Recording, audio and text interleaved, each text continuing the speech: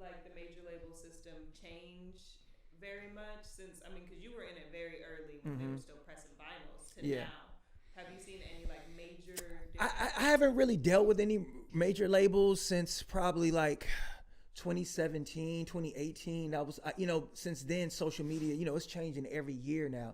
But essentially I know people who work in the industry. They know, they know how to, I think their marketing and their advertising has had to change because of, people consume music. Like people are listening to music just on their phone. That's how they discover music, is through social media. Right. It's not through blogs. SoundCloud maybe a little bit, but people are discovering music through social media. That's the way they word of mouth. So they've had to adjust to that. They know how to use the algorithms. They know how to use the commercials within the sponsored. So they're trying to utilize that. But the shit is changing. The things that artists are doing is what's setting the pace for everything. Exactly. Because they're finding something new every time. Like we got to do this. We got to do that. You could always tell when an artist is being free and doing what they want to do and the label just getting behind them, and then you could tell those artists that the label is like feeding characters to. That's like, try this. You know what I think they're gonna do, and this is just stuff that I've kind of heard people say. I think what's gonna happen is the major labels are gonna partner with the platforms, the social media platforms, or the social media platforms are already starting to create their own streaming. You see what I'm saying? Instagram, Facebook, TikTok. And then they're going to have to compete with that. They're going to have TikTok to integrate. TikTok was actually doing deals, right? That's what I'm saying. They created a distribution. Don't be surprised. In some ways, they kind of are already partnered. Like the fact that you can get on TikTok and you can pay to have like these big influencers do dances to your songs or just play it in the background or something. They know how to monetize. They know how to monetize the screen time of people and how to leverage these large platforms that exist. So it's like, in a way they already are, but they're just using money. And I think that they can't really buy the platform as much as they want to, because the only reason why the platform is powerful is because of the users on it. They're gonna have. So I feel like they're gonna have to cut deals with them, or some kind of deals with them. The influencers are houses, right? If you can't buy a city, you buy a bunch of real estate, and that's what they do. Yeah, that's what they've been doing. Yep. Right. They don't need the platform. Yeah, they got the influencers. Bruh, I've really figured like, and the labels are. But they know it. Like when you got the paper, you won. Yeah. Like just like people look at my growth and they're like, bro, that shit is so fast, and it's like, that's because I'm exceptional and I've had the paper to put into the ad. When you got it abundantly, bro, if I had a label's budget, I'd be the like, you can't even, the amount of ads I run now is crazy, but it's like they're able to do 100, 200, 300,000 on one piece. Well, see, but look, and I'm gonna show you how that worked. So the difference was back then, and they still do it now, they did it with radio. That's how you use it. That's how you break an artist. Like, why is this artist blowing up? Why is this song, like, it may not even be researching well, but if the label put enough money behind it, they will break that artist. It's going to break.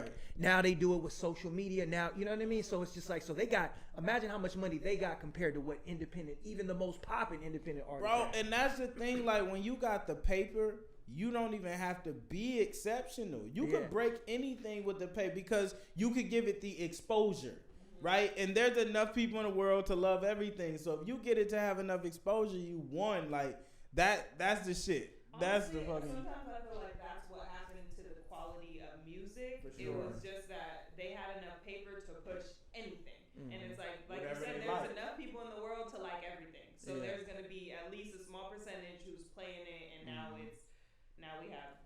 Do you advertise? Like with LaRussell, do you run ads? So that's actually something I was going to ask you about. You know what I mean? Because that's one of the things that I've dabbled in it and I've seen it work a little bit, but I haven't went all the way in on it because a few of the lock lifts, I would say at least 5 or 6 have went viral just organically. You know what I'm saying? Like, so that's what I was about to ask you. So some of them but there's an art to that fucking ads, dude. How you pay for it? Because one time I did it, like it wasn't a lock lift, it was a freestyle. I had a freestyle that was like from like Sway, you know what I'm saying? And it was just going viral. I'm like, what is this shit? It just hit an algorithm, you know, and it got like damn near 1 million. And then I was like, I'm gonna put some money behind it, but I didn't really see nothing. But then I was talking to my boy. He was like, nah, if you see something going like that, you got to put way more money behind it. If something is already organically getting 500,000, you got to put. You can't be scared, right? I just told, we have an artist we've been working with named Tish Hyman. Incredible human. She got a song called Lucky that we've helped break. It's just been going viral. Organically, and I told her, I said, bruh, it's already working. If it got to 2 million, 3 million with $0, you have to pour in. I feel like when you go into some of them ads and you just throw a 10 or 20 trying to see how it goes, sometimes you're not gonna get nothing. It's like you're not serious. You feel me? Like it's not gonna get nothing. You really you choosing where you want your commercial to play. Yeah. When you put that amount in, it's like where you want your commercial to play. You want it in rickshaws, Chinese shop, or you want that shit everywhere. So sometimes you gotta go. Once you get the targeting, like Instagram, I love because they already know your demographic and your following. Yeah. So they have an option to just automatically target. I just use that and hammer it in unless I'm promoting a specific thing. But for content, I use that and hammer it in, and it goes every single time. Okay. But yeah, ads. What about other platforms? Are you utilizing ads on other platforms? I don't YouTube, but I don't really advertise on any other platform. Not on TikTok? But we should because anywhere is happening. I heard it's much cheaper too on TikTok. I heard it's cheaper. It's one of the cheapest ones of all the platforms because they just allow it to go more places. Right? It's all cheap for the yield you get.